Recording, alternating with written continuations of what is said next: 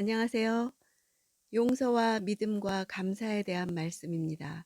오늘 본문은 누가복음 17장 1절에서 19절입니다. 1절. 예수께서 제자들에게 말씀하셨습니다. 죄짓게 하는 일이 언제나 있게 마련이지만 죄짓게 하는 그 사람에게는 재앙이 있을 것이다. 죄짓게 하는 일은 헬라어로 스칸달라입니다. 영어의 스캔들이 여기서 유래되었습니다. 덫이나 장애물, 올무, 부딪히는 돌, 거리끼는 것 등으로 번역된 단어입니다. 직역하면 죄짓게 하는 일들이 오지 않게 하는 것은 불가능하다. 걸림돌이 되는 사람들을 향해 재앙이 있을 것이라 하신 것은 죄에 대해서는 책임을 져야 하기 때문입니다. 바리새인들은 백성들을 실족해 하는 자들이었습니다. 2절. 누구든지 이 작은 사람들 가운데 하나를 죄짓게 하면 차라리 자기 목에 맷돌을 매달고 바다에 빠지는 것이 더 나을 것이다. 작은 사람들이란 예수님을 믿는 형제들 중 가르침을 필요로 하는 자들, 가난하거나 마음에 상처를 입었거나 삶의 무게에 짓눌려 신음하고 있거나 영적인 문제에 무지한 사람들을 가리킵니다.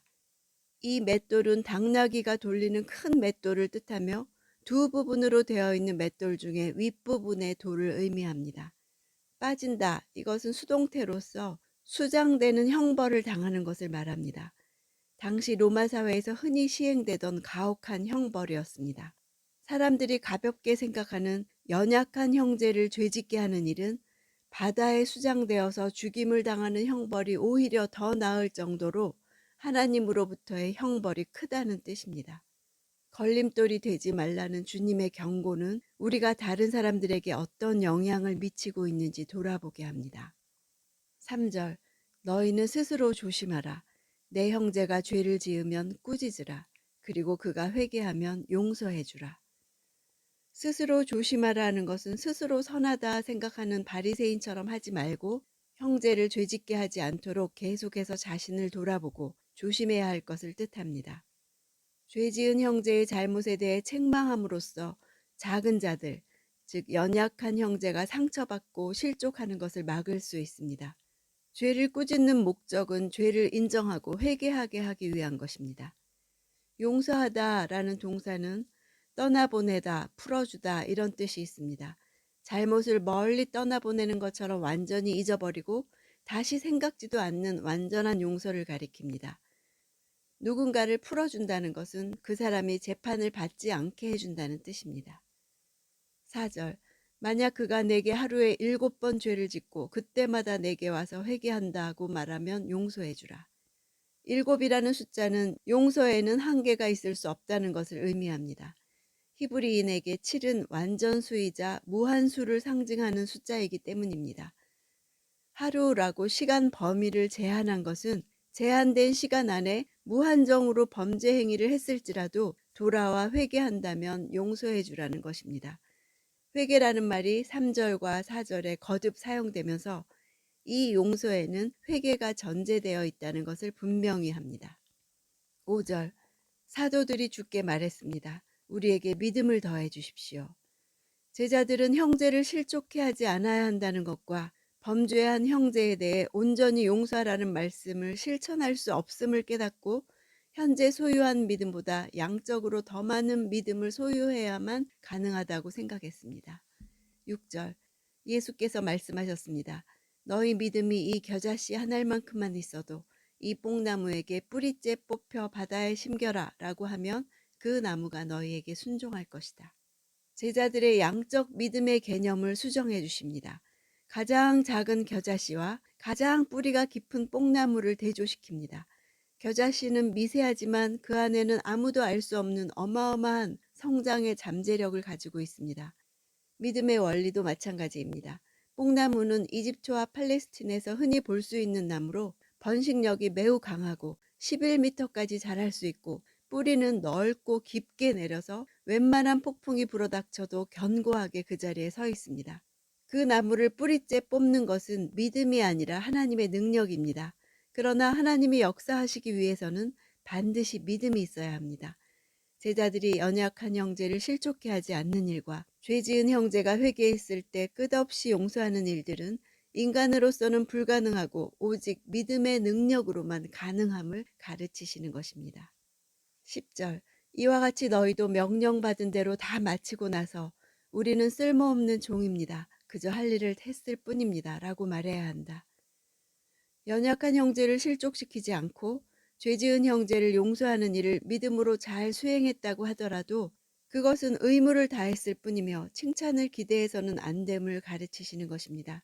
그것은 마치 바리새인들처럼 당연한 일을 하고서도 사람들로부터 칭찬받고 살해받는 영광을 누리기 원하는 것입니다. 바리새인들은 하나님과의 관계에서 정밀한 상벌 관계가 있다고 가르쳤습니다.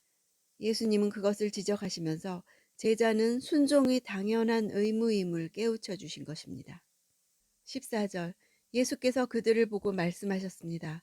제사장들에게 가서 너희 몸을 보이라. 그러자 그들은 가는 도중에 몸이 깨끗해졌습니다. 제사장에게 가서 보이라는 것은 나병이 나았다는 말씀입니다. 그들은 주님이 내리신 명령의 의미를 이해하고 가장 가까운 회당으로 갔습니다. 그들이 아직 쾌유되지 않은 몸 상태로 제사장에게 뛰어가는 믿음을 가졌음을 볼 수 있습니다. 눈으로 아무런 증거도 보지 못한 상태에서 믿음으로 순종하며 가는 도중에 기적을 체험한 것입니다. 15, 16절 그들 중 한 사람은 자기 병이 나은 것을 보고 큰 소리로 하나님께 영광을 돌리며 돌아왔습니다. 그는 예수의 발 앞에 엎드려 감사했습니다. 그는 사마리아 사람이었습니다. 그 한 사람이 사마리아인이라고 밝힌 것은 나머지 9은 유대인이었다는 것을 말해줍니다. 사마리아에 사는 유대인이라는 사실은 그들이 병 때문에 조롱거리가 되었음을 뜻합니다. 나병이라는 꼬리표는 사회적 사형 선고였습니다. 17, 18절 예수께서 물으셨습니다. 10명이 깨끗해지지 않았느냐? 그런데 9명은 어디에 있느냐? 이 이방 사람 말고는 하나님께 영광을 돌리려고 되돌아온 사람이 없단 말이냐? 예수께서 굳이 이방 사람이라고 하신 이유는 의도적입니다. 자신들의 혈통을 자랑하는 유대인과 선명하게 대비시키면서 동시에 한 명의 사마리아인은 이방인을 대표해서 앞으로 이방인들의 행로를 보여주시고 반면 유대인들은 하나님의 큰 은혜를 받았음에도 하나님께 감사하지 않는 패역함을 보인 것을 빗대신 것입니다.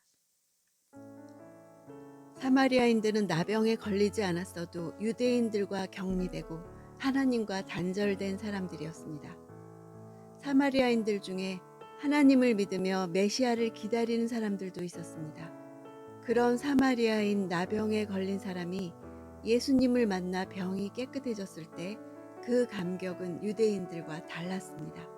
하나님도 자신을 거절한다고 생각했는데 하나님이 자신을 맞아주시는 것을 느꼈을 것입니다. 하나님과의 끊어졌던 관계가 다시 회복된 감격이 있었습니다.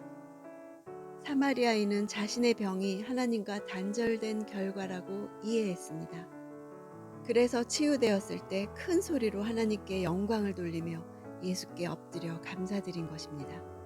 반면 9명의 유대인들은 세상으로부터의 격리가 가장 치유받고 싶었던 이유였기에 공동체로 복귀한 것입니다.